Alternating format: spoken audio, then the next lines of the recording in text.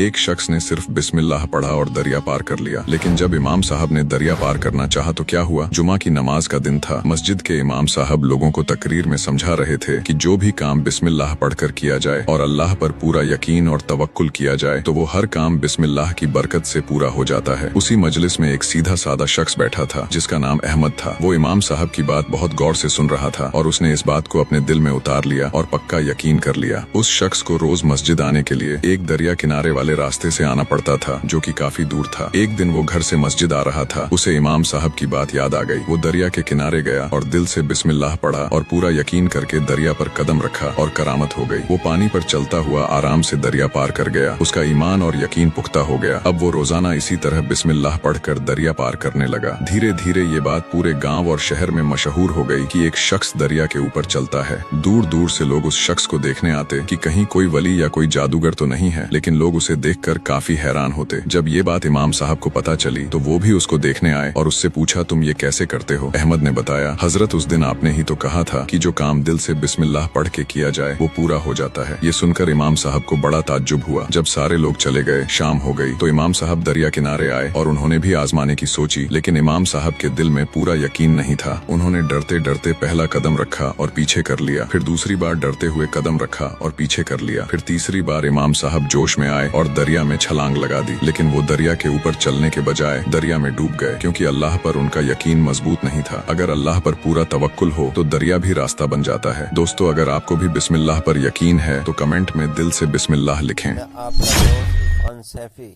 इस वीडियो को लाइक कीजिए, कमेंट कीजिए और कमेंट में बिस्मिल्लाह जरूर लिखिए।